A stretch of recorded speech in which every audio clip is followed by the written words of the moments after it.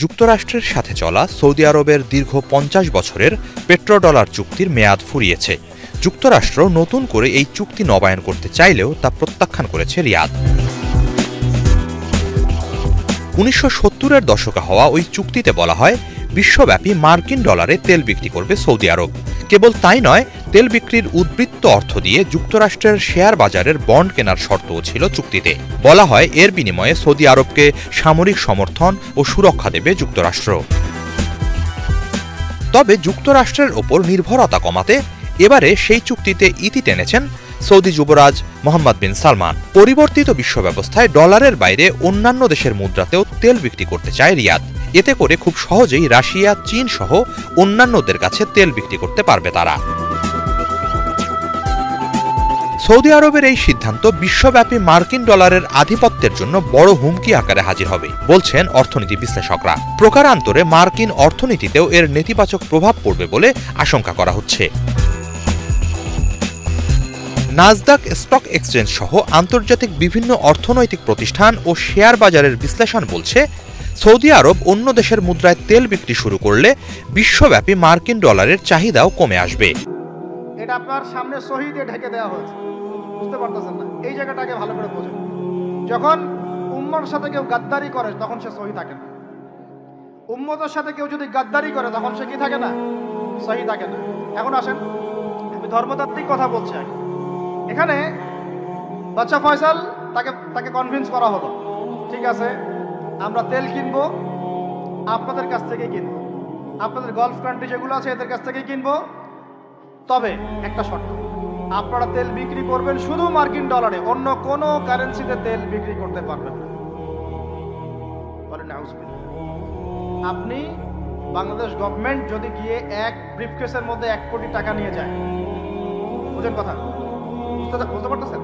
১ কোটি টাকা আমাদের টাকা নিয়ে গিয়ে যদি বলে, শেখ হাবিবি আমাকে তেল দাও, ওরা বলবে তেল দিতে পারবো না, খালাস, কুল্লু খালাস, এখান থেকে বের হও। কথা বুঝতে পারেন নাই? ১ কোটি কি দিবেন? টাকা, তেল দিবেন, লিখে নেন, দিবেন। কিন্তু সেই ১ কোটি টাকাকে যদি আপনি ডলারে কনভার্ট করেন, ওটাকে ডলার দিয়ে কনভার্ট করেন, করে যদি বলেন হাবিবি তেল, তখন বলবে যে আসো দাঁড়ালি লাগবে, তেল নিয়ে যাও, খালাস, কুল্লু খালাস। বুঝতে পারছেন?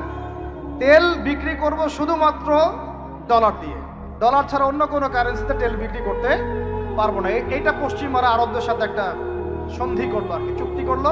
এই চুক্তির নাম হলো পেট্রো ডলার মনিটরি সিস্টেম। বুঝতে পারলাম? Petro dollar monetary system. এর বদৌলতে আরবের মরুভূমি হয়ে গেল এখন একদম অট্টালিকার প্রাসাদ। বোঝা যায়? মরুভূমিগুলো হয়ে গেল কি অট্টালিকার প্রাসাদ, আর বাকি পুরো মুসলিম উম্মার উপর দেখেন কি দুরবস্থা নেমে আসছে।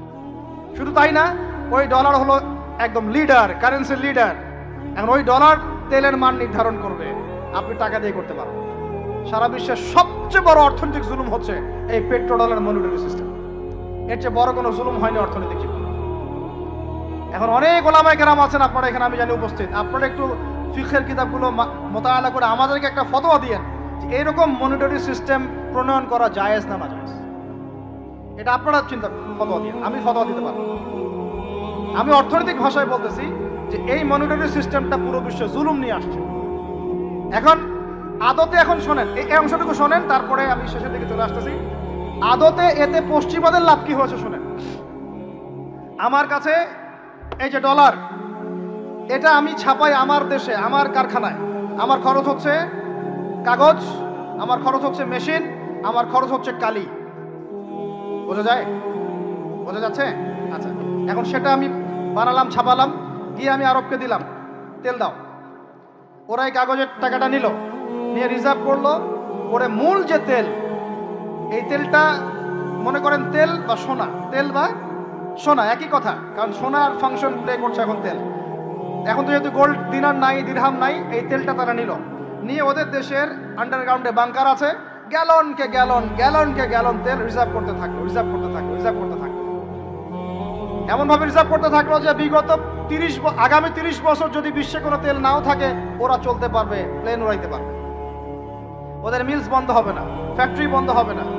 ওদের ইন্টারনেট সেকশন বন্ধ হবে না, বিদ্যুৎ বন্ধ হবে না, ওদের কোনো কিছুই বন্ধ হবে না, কোনো প্রযুক্তি বন্ধ হবে না। এত তেল তারা এখন রিজার্ভ করলো কি দিয়ে?